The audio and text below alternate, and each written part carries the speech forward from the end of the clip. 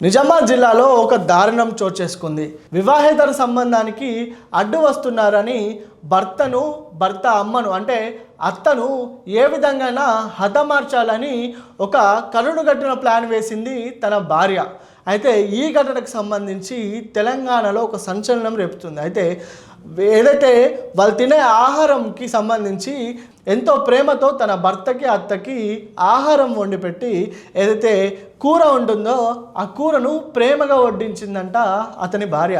అయితే ఇంకేముంది, అది తిన్న తర్వాత ఛాతిలో మంట, విరోచనాలు, ఇలా పలు విధమైన సమస్యలు వాళ్ళు గుర్తించారంట. వెంటనే గుర్తించిన తర్వాత స్థానికులు వాళ్ళని హాస్పిటల్కి తరలించారు. ఇలా హాస్పిటల్ తరలించిన తర్వాత డాక్టర్లు వాళ్ళకి వైద్య పరీక్షలు అన్నీ చేసి నిర్ధారించింది ఏంటంటే వాళ్ళు తిన్న ఆహారంలో గడ్డి మందు కలుపుందని వైద్యులు నిర్ధారించారు. అయితే ఈ ఘటనకు సంబంధించి వైద్యులకు పోలీసులకు కంప్లైంట్ ఇవ్వగా రంగంలోకి దిగిన పోలీసులు అయితే అన్ని కోణాల్లో దర్యాప్తు చేస్తున్నారు. నిజామాబాద్ జిల్లా మోపాల్ మండలంలో ఈ దారుణ ఘటన చోటు చేసుకుంది. అయితే వివాహేతర సంబంధం పెట్టుకున్న తన భార్య తన భర్తతో ఉండడం ఇష్టం లేక తను భర్త తినే ఆహారంలో గడ్డి మందు కలిపి భర్తను అత్తను హతమారిస్తే ఏదైతే భర్తకు సంబంధించిన ఆస్తులన్నీ తన పేరుపైకి వస్తాయి.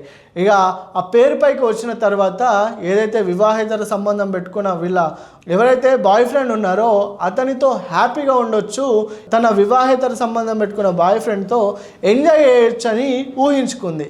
ఇంతలోనే పోలీసులు ఒక షాకింగ్ అప్డేట్ తనకి ఇచ్చారు. అయితే ఏదైతే తన భర్తకి తన అత్తకి ఆహారంలో గడ్డి మందును కలిపి ఇచ్చి వాళ్ళని హతమార్చుకోవాలనుకుంది. అయితే హతమార్చిన తర్వాత వాళ్ళ ఆస్తితో తన లవర్తో ఎంజాయ్ చేయాలనుకునే ఈమె ప్లాన్ని బెడ్స్ కొట్టింది.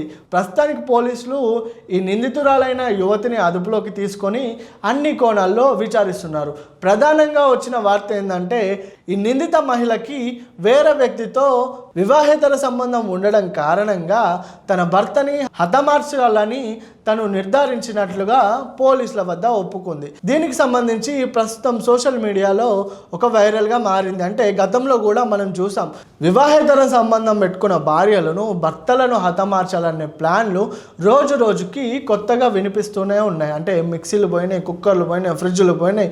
ఇప్పుడు ఏంటంటే ఆఖరికి తినే కర్రీలో కూడా విషాన్ని కలిపి ఇస్తున్నారు.